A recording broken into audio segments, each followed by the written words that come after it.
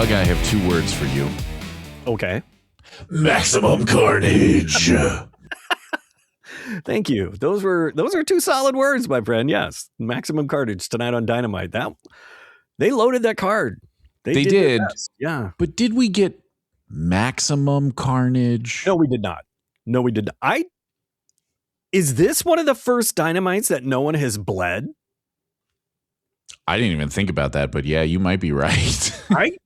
Didn't Darby get busted open a little bit there? Didn't his arm start to bleed? I thought I saw. Oh, to be honest, I was in the middle or I was wrapping up giving my dog a bath at the time. So I was listening and watching. So I may have missed any blood, but. So you actually got to experience Maximum Carnage, just not in wrestling. I actually did. Yeah. Because Wallace, he was actively shooting hair off his body while we were giving him a bath. Like it was. I understand. Yeah. I understand. One of my dogs is half husky and. Oh yeah. Wallace is part husky too. Wallace. Yeah. Well, they'll do it. Yeah. So speaking of missing things, I know that this opened with some sort of recorded promo from Joe and Brian Keith. Yeah, I missed that too. I totally missed it. I turned it on at like 7:02. So I literally all I caught was, this is only going to work if you're watching, but literally all I caught was Brian Keith looking at the camera like this. Like that was all I got. You could have done that and not told me who it was, and I would have guessed Brian Keith. You could have just done that, and I would have. Thank you. Oh, Brian Keith. Mm-hmm. I've been practicing. Well done. I like it. Thank you. Thank you. Yeah, so I don't know what that promo was. It would factor in later. I'm going to say it was maybe good because Joe was involved. All I know, it was a little bit too on the nose because they kept saying the bounty hunter is picking up Joe's bounty. It's like, all right, They've done a couple of those with him, I think on Collision, where they're really going back to the bounty hunter thing, which is fine. Yeah. But it makes me sad because I like him and Bill as a team, and I'd like them to do something with them again. That was what I wrote down basically for that for that match was, it makes me sad that I'm glad we got to see the bounty hunter in Big Bill, but it made me sad because they're not winning. Bounty hunter is not winning this. Brian Keith is not going to win. And Bill's going to end up not looking, Hangman's going to clobber him. So makes me sad because I would like to see them do something with them. I like them. I like them too, but we'll talk more about that in a minute. But we mentioned it, Darby. I'm done. Oh, we're done? Okay, great. Fantastic. With that match. Right. Yeah. I have a couple thoughts, but we'll get to that. Okay, that's fine. We'll get to that after Darby and Pac, which was the first match of the show. Yep. I guess did not open the show. I referenced it. I do think Darby's arm was bleeding. Okay. Because did you see the suplex onto the steps? Yep.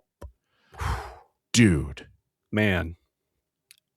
Dude. I am changing my projection. I've been saying for a while he won't be able to walk when he's 45. He's not going to be able to walk in like 5 to 10 years if he keeps doing that.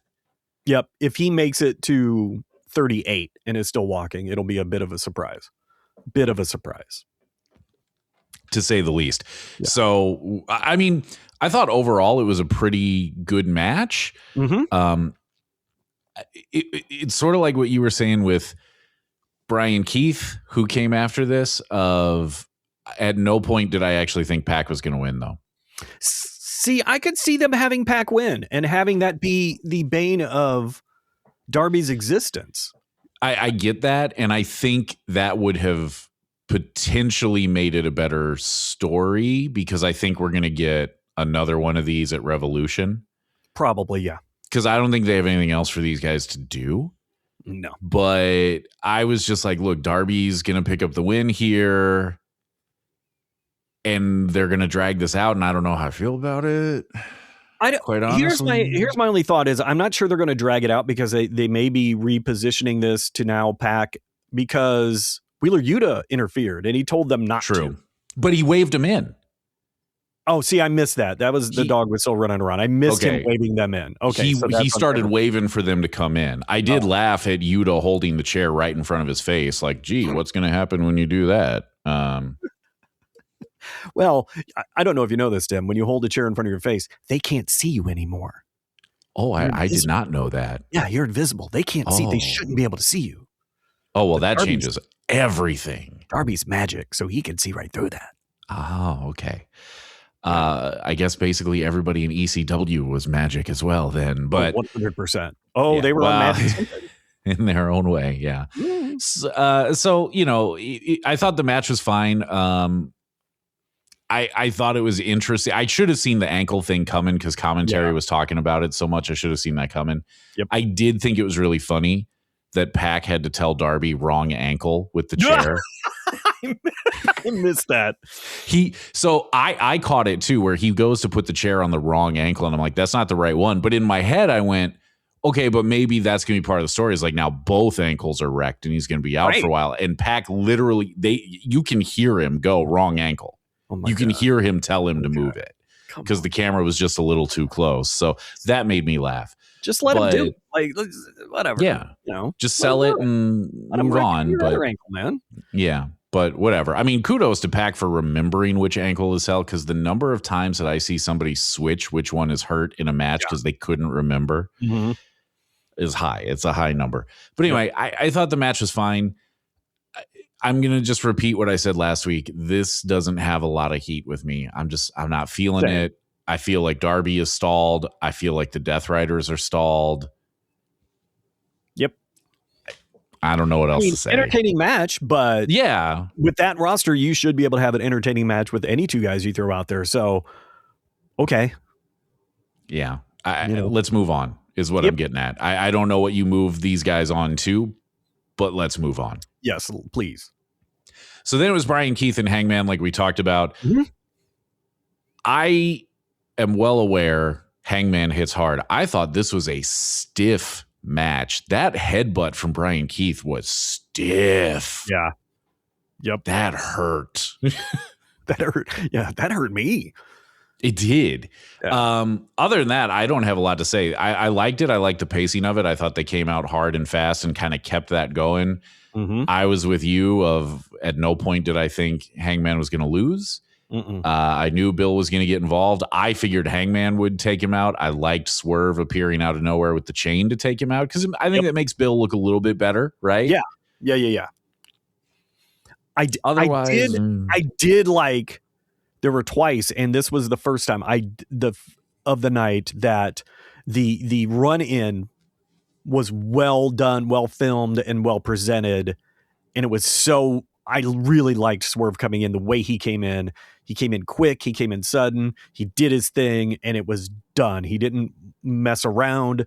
He made the impact he needed, and yeah, I really liked that. That was one of my favorite parts of that whole match. I mean, other than, them just beating the tar out of each other. Yeah. But having Swerve come in at the end, the way he did, really liked it. Yeah, I agree. But like I said, beyond that, I got nothing else on this one. Okay, that's fair. How about the aftermath, though? Because what happened afterwards, Kenny's back, baby.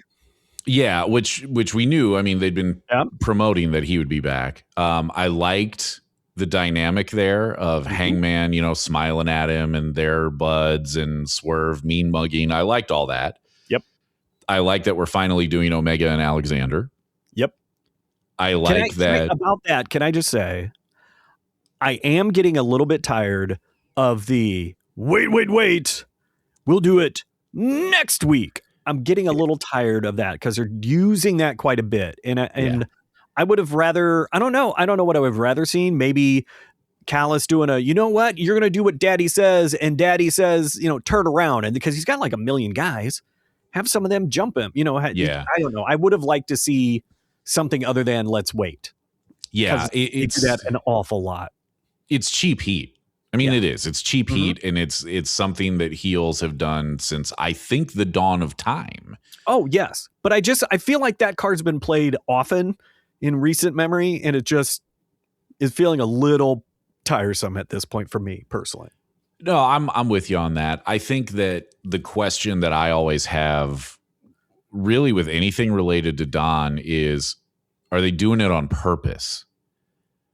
Because I think that he does that. I think that he thinks that way, and he's doing it on purpose because he knows it's annoying and he knows that it's played out. I think he's doing it on purpose. I could be wrong. No, you're probably correct. Yeah, because Callis is that good. He is, and he thinks that way. And I also understand. Look, you got to do something to pull people to next week's show too. So I get that. I just. I didn't think for a second when Kenny said, I got time tonight, I didn't think it was going to happen.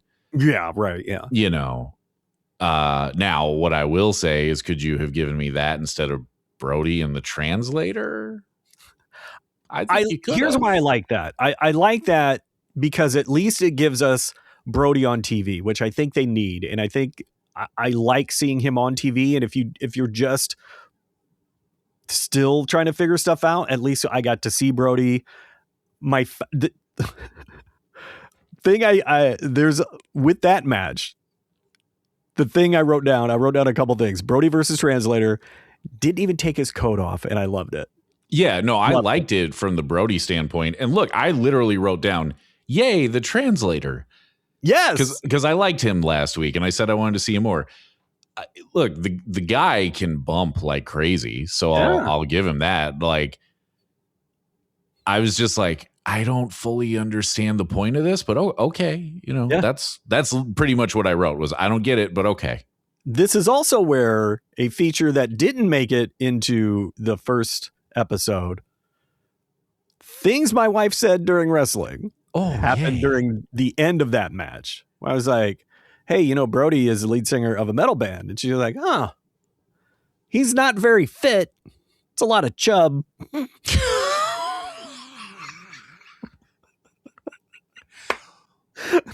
And then as he walks out, she goes, takes a lot of balls to walk around the ring in that outfit.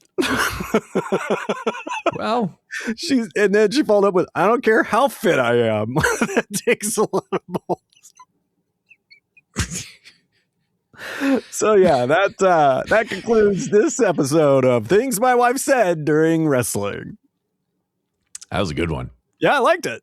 I liked it a lot. That was a good one. Made me laugh. So then after that, the 4-way women's tag match, which here was my overall impression of that. And I'm very curious. Didn't we have women's tag match? No, we had the 4-way tag match with the guys. I'm sorry. Women, right? I'm sorry. You're right. I combined the two in my head. That's fine. You're right. Okay. Well, consider that your tease for the women's tag match then. All right. Thank you. You're welcome. And thank you.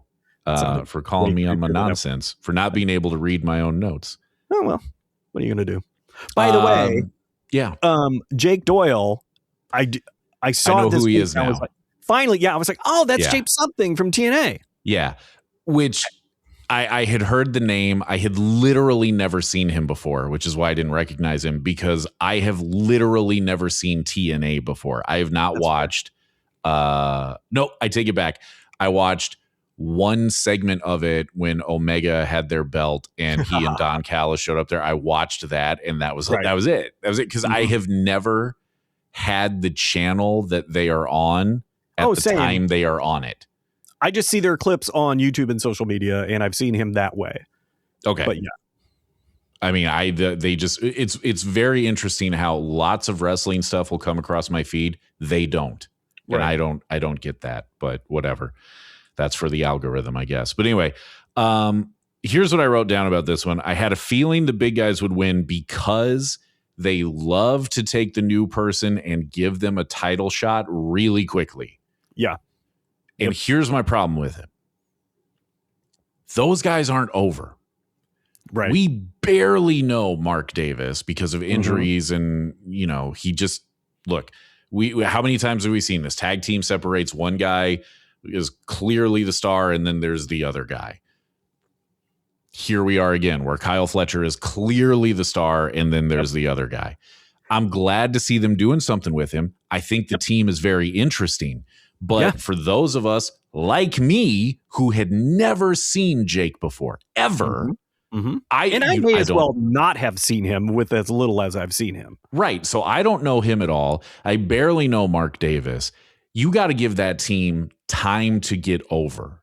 and to immediately put them in the title scene, I think is a mistake. And it's not because I don't think that they are capable of a good match or whatever. I just think from a fan service perspective, you're assuming too much knowledge on the fan part.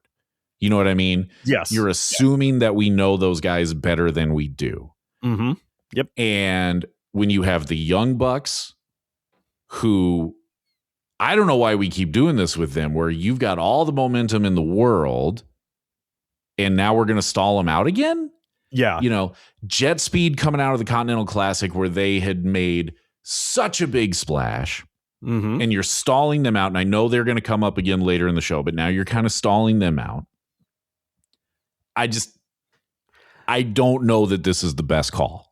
Right. And to be fair, I thought this match made all of them look really good. I thought they all had their moments to shine. I don't think anyone really looked bad in this match.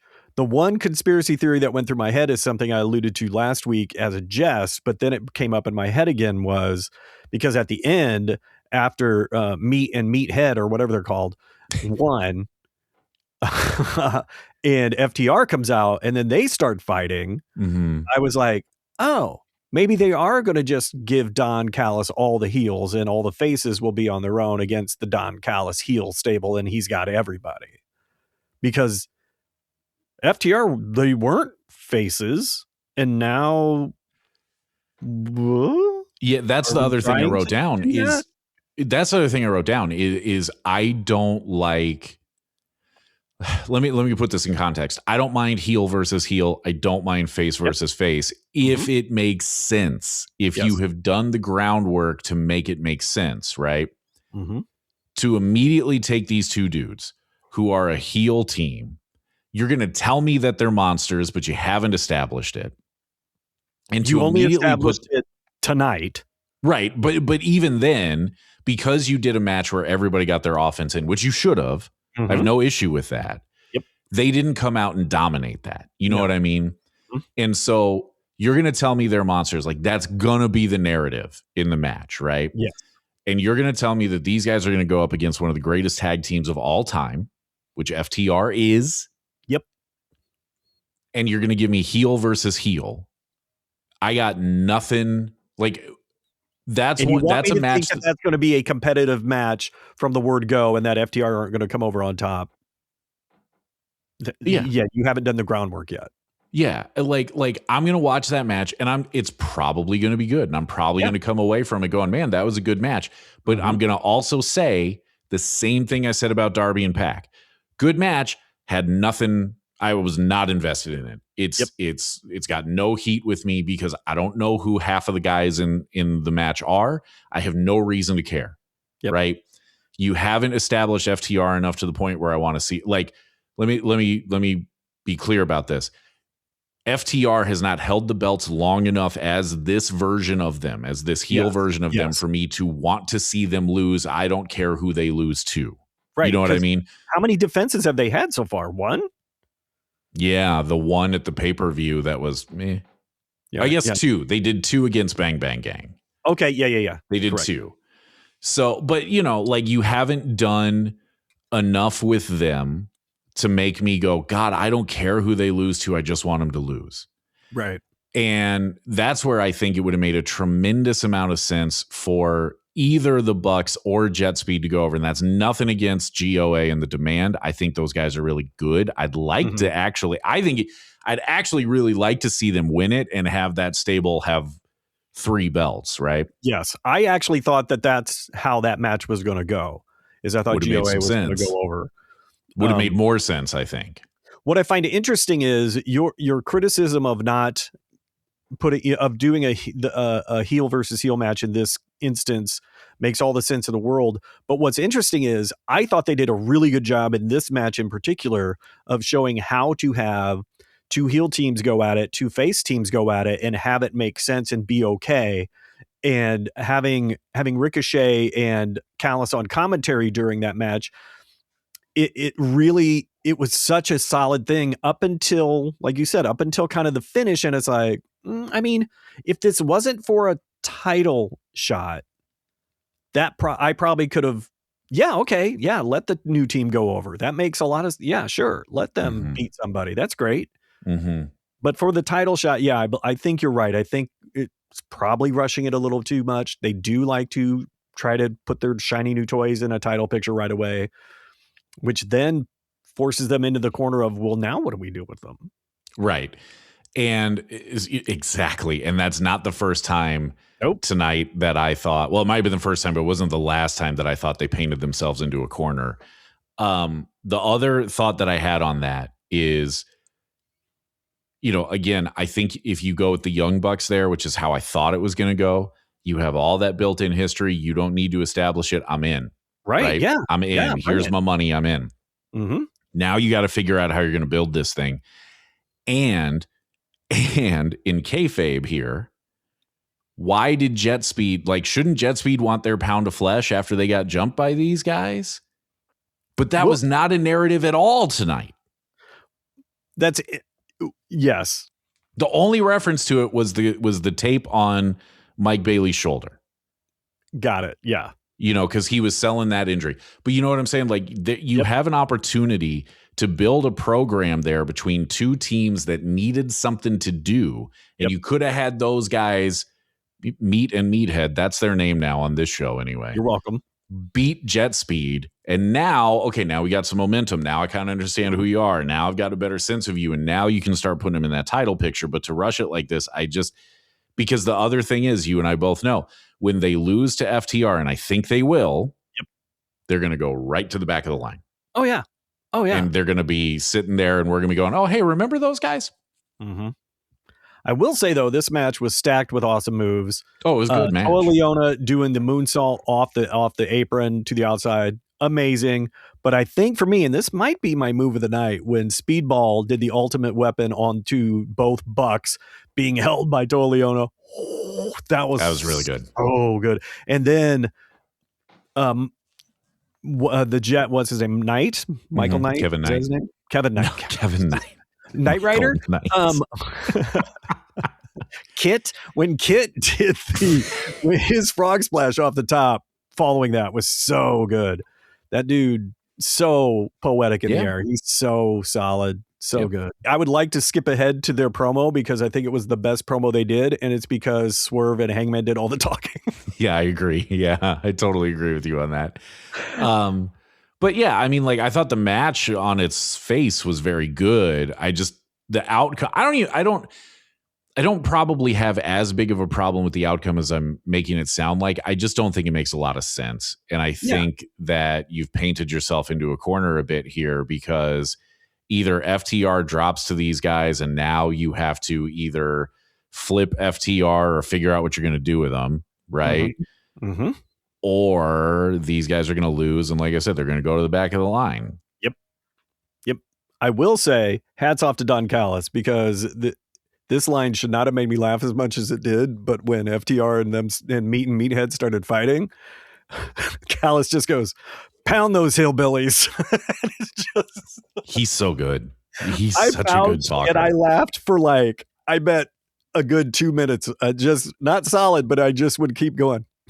Pound those hillbillies. It just made me laugh. Yeah, so that was great. They should make that a t-shirt.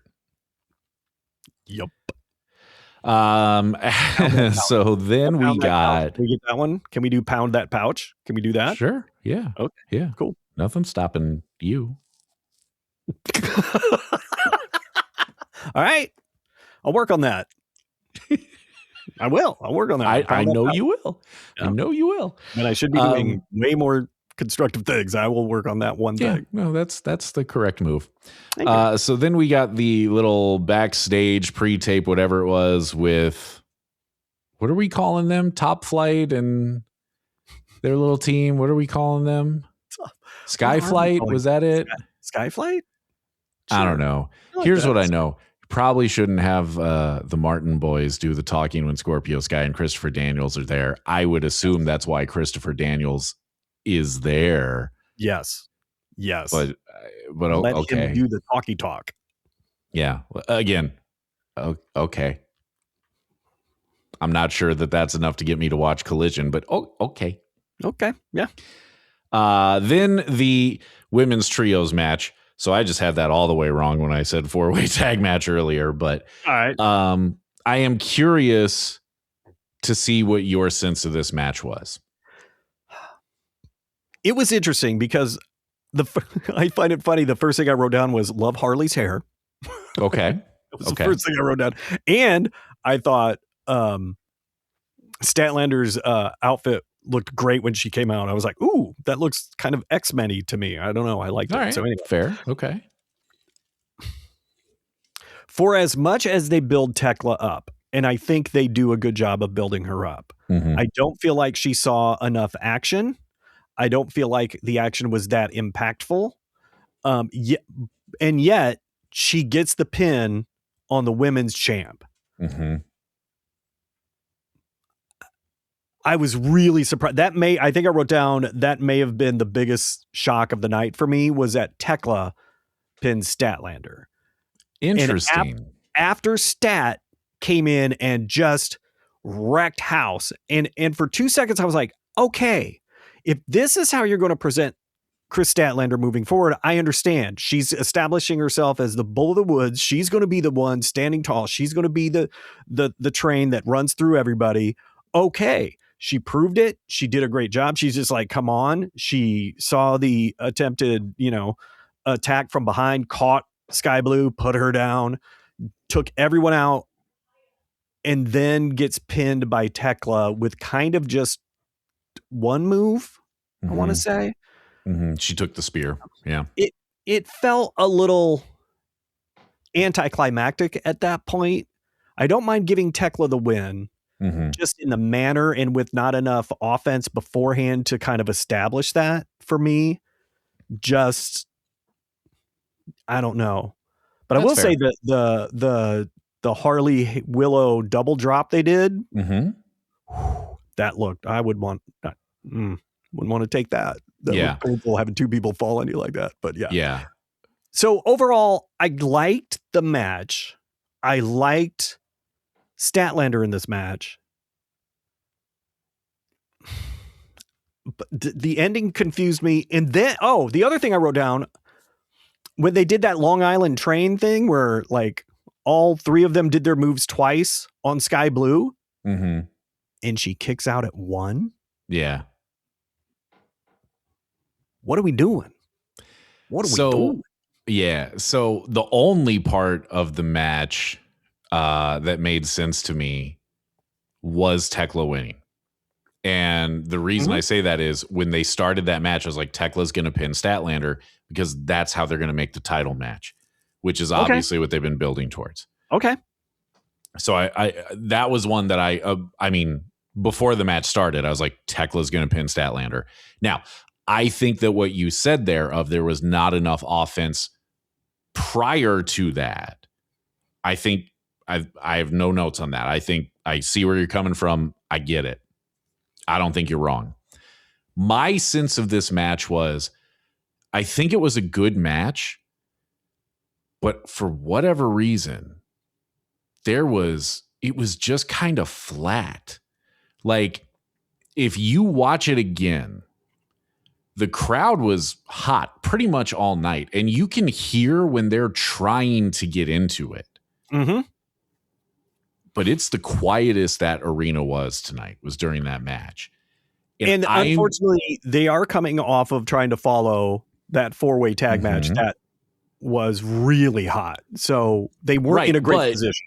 True. But the way they structured it was there's a commercial break there, which if you've never been to a live Dynamite, they don't do stuff during the commercial break. There's not like a dark match that happens there.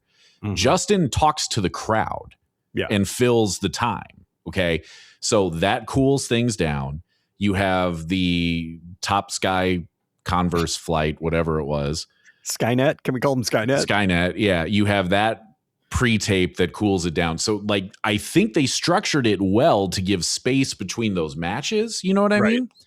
But it felt like the crowd wanted to get into it and they never really got that moment. And I don't know why. The only thing that I could, because I felt the same way. I was like, I want to be more into this match than I am.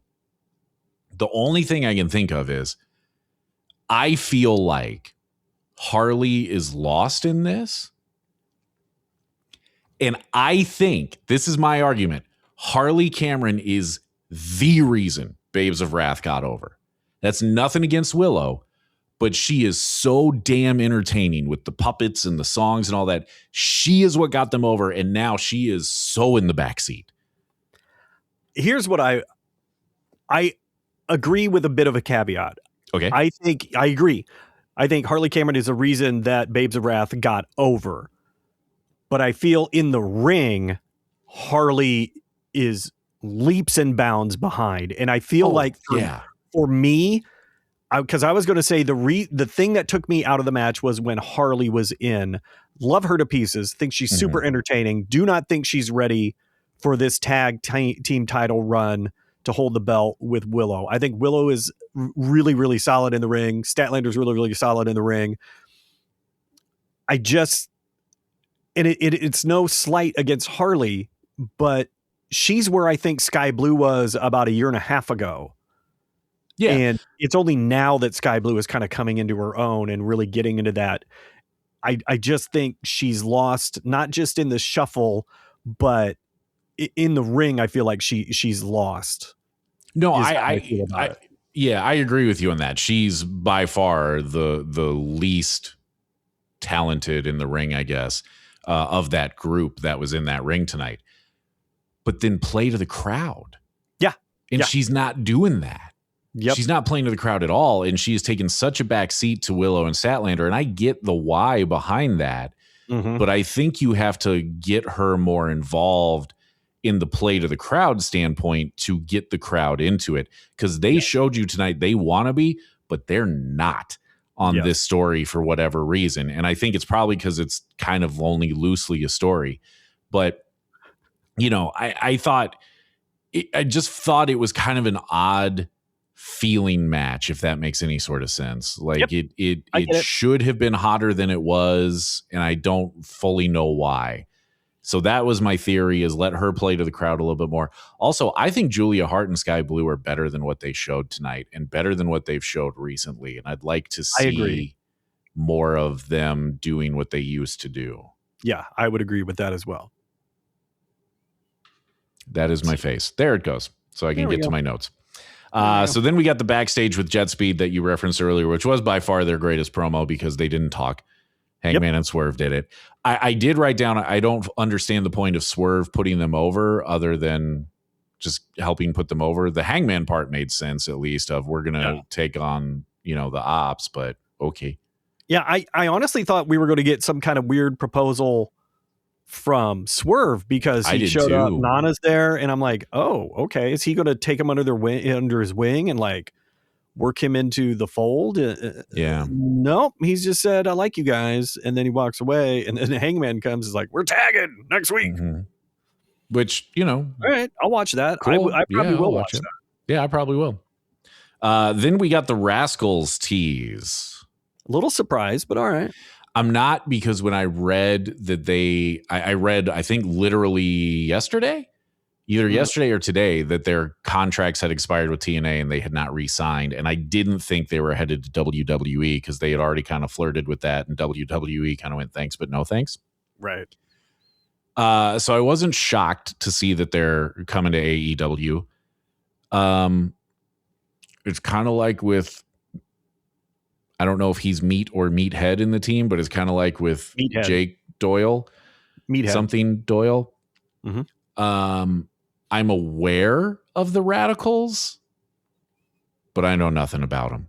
Here's my fear with the Radicals is they had kind of a hot moment in TNA, but not during this current run. Their hottest run was their run prior. And they came back. And I know one, maybe both of them have been doing some other indie shows. That's fine. They're a name. Do we need another team of that ilk to be coming into AEW? And what are you going to do with them that you can't do with Space Speed or whatever? Yeah. Whatever, well, and you've got a bunch of you've got a bunch of teams. I don't know what adding the Radicals does. Don't get me wrong. I think the Radicals are fun to watch, but I'm also afraid that they're going to come in, they're going to make a splash, and then we're going to see them, once a month on Collision. Would be my guess.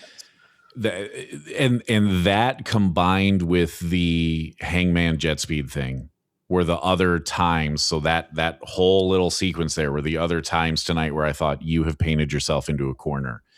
Because if you go back to the Hangman jet speed thing, if they win, what does that do to derail the Swerve and Hangman team that we're flirting with? And I don't know why you don't just go ahead and make them a team. I agree. I was thinking about how every time I see them together, I think about there's a story from when they were shooting Caddyshack that Harold Ramis had realized he didn't have a scene that with Bill Murray and Chevy Chase in it together. So he wrote one because how can I not have my two biggest stars in the scene together? Mm-hmm. It feels like we're going to find ways to put them together, but not officially put them together. Just go ahead and do it. Just go ahead and do it and let them be a team and let them do tag team stuff and eventually probably take down FTR, right? Yeah. So if they win the trios titles, I don't know what that does to the Swerve Hangman team. If they lose, I don't know how you keep the feud going with the Ops. Right. So I think you've painted yourself into a corner a little bit there. Right. We'll see what they do. I understand the logic because you want to try and build on the momentum you built in the Continental Classic. Putting them in the trios title hunt, I think, is a good idea. I don't know if it's a great idea to put them with Hangman because of the reasons that you stated. I don't know who else you do that with. Well, I think it would have been far more interesting, especially after the promo, if it was Kenny Omega in that spot. If it was Omega, Hangman, and Swerve. Sure. Because now you have that tension of, well, we all want the AEW championship, but Hangman's my friend, so I'm going to help him. And also, I don't, you could just have Kenny do the babyface thing of, I don't like what you guys have been doing. So, and I need help with the Don Callis family. Like, you could have done that.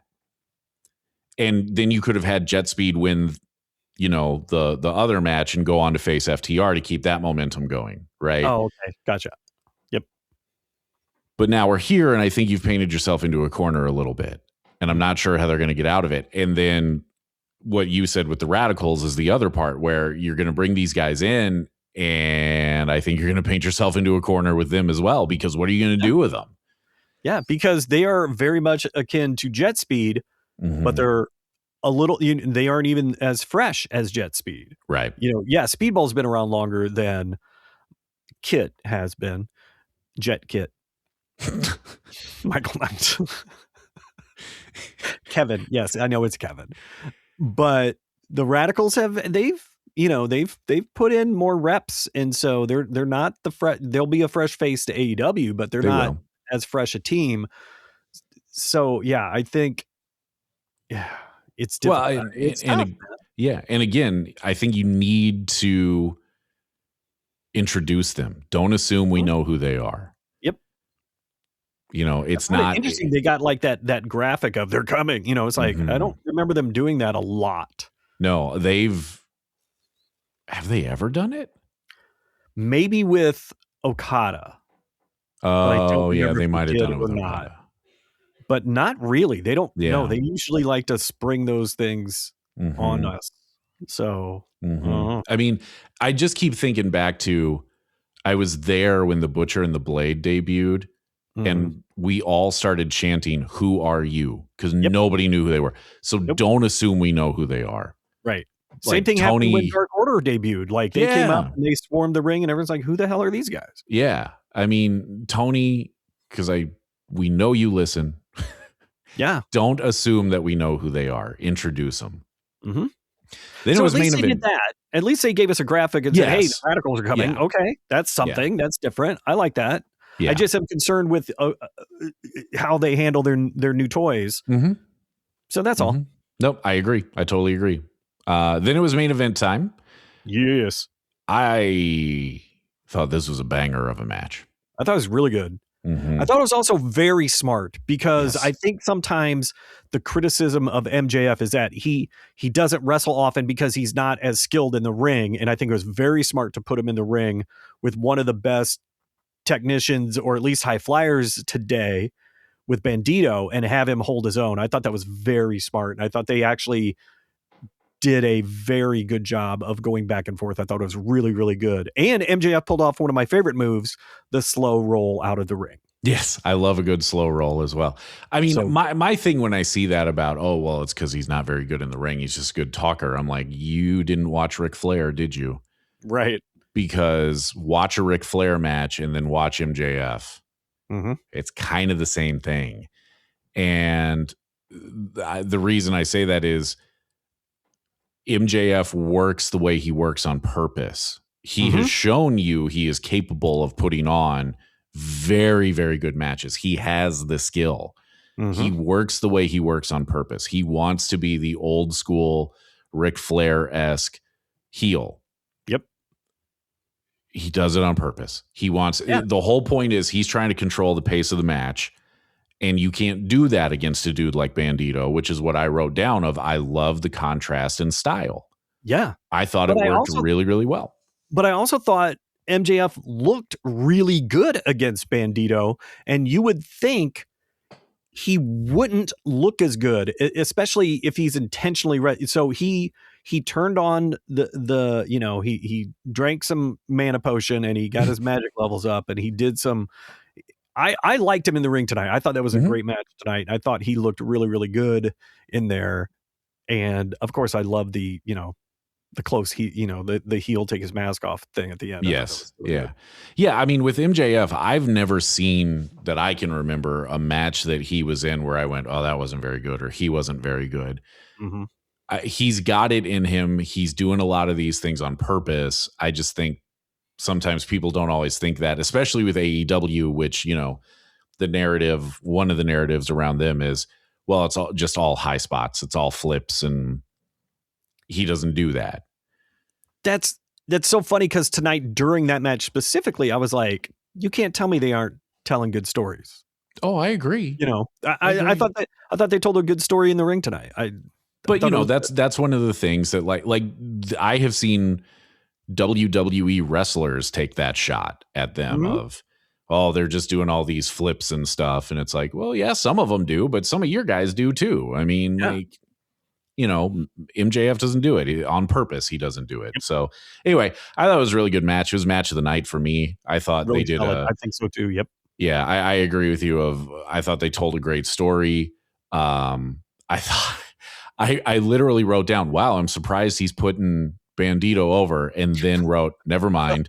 Well, he started, and I'm like, where's the catch? I should have known better. There it is. I should have known better. Yep. But, I enjoyed it, and Brody coming out maybe gives, there might be a match there to help kind of stretch while we settle who the number one contender is. So sure.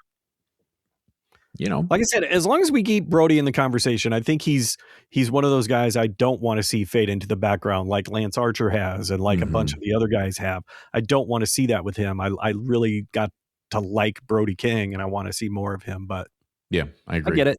Yeah. So overall, my thought on this one was, for as loaded as the card was, I thought last week was better.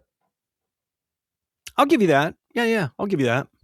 There are a few matches that, like you said, the opening match, good match, lacked that emotional heat.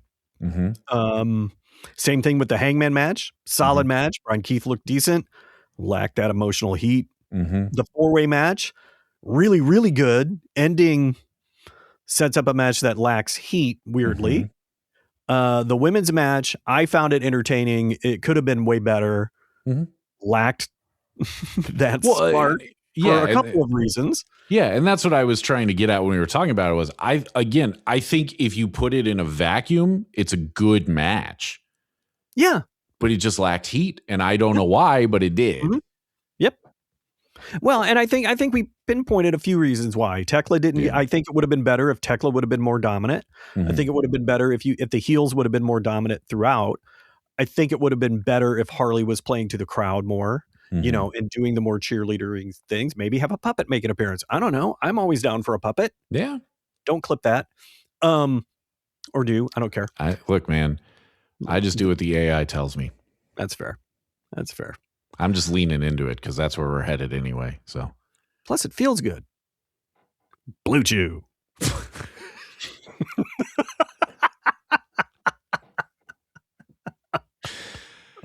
Not unlike the end of the MJF match. I should have seen that coming, and I didn't. You should have. Yeah. Told you wouldn't see it coming. Oh. Told you. $5. $5.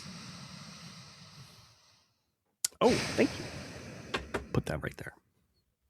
You missed. They were just you missed it. Shouldn't have had your head down. Yes, I should have. Nah, you should have. Yeah, you're right. Yes. Anyway, so I mean, solid show. I wasn't upset at the show. I just think that for, you know, when they give them the spiffy name like Maximum Carnage, usually there's more heat around it, and I just didn't feel that tonight. And now that I'm thinking about it, now that you bring it up, how can you have an AEW Dynamite labeled Maximum Carnage and Jon Moxley's not on the card? Great question. What? Great question. Yeah. What? Yeah. Yeah. So, I mean, look, this is another one of those where I can make the argument they're a victim of their own success. They set a high bar, and I don't think they necessarily cleared it tonight, but I don't think it was bad. No. You know, I don't think it was a bad show. I just, whatever. On to next week is where I'm at. Yeah, as I'm rewinding in my head what we've discussed tonight, it feels like we're being overtly critical and we weren't fans. I still like the show. I still think it's solid. But again, they have set the bar high. We have set our own bars high for what to expect from them. So, yeah, but it's still, I'm not hating that I watched it. So I'm very happy with it. Yeah. No, I'm not upset about it either. I didn't fall asleep, which is usually a good indicator. And, you know, I just think that it's a little bit of booking weirdness. Yep. That has there may be creative angles here that we're just not thinking of, that when they do it, we'll go, oh, okay. Yep. Good job. Yeah. I'm just not, I have a hard time seeing it, I think is the way to put it as of right now. I think 100% I have to watch Collision to see what happens with that. The trios match. Yeah. Yeah. Yep, I agree. So, and you know, we've talked about it. They're putting a focus on trying to get us to watch it. So that was a pretty good way to do it. I mean, it does feel like that trios match is really important on multiple levels. So yeah. Yes, I mean, again, I'm not going to watch it live. We've covered that, but I do have treadmill time coming. So there you go. You can watch it then, baby. Yep. So there you go. Solid, if unspectacular. Does that feel fair?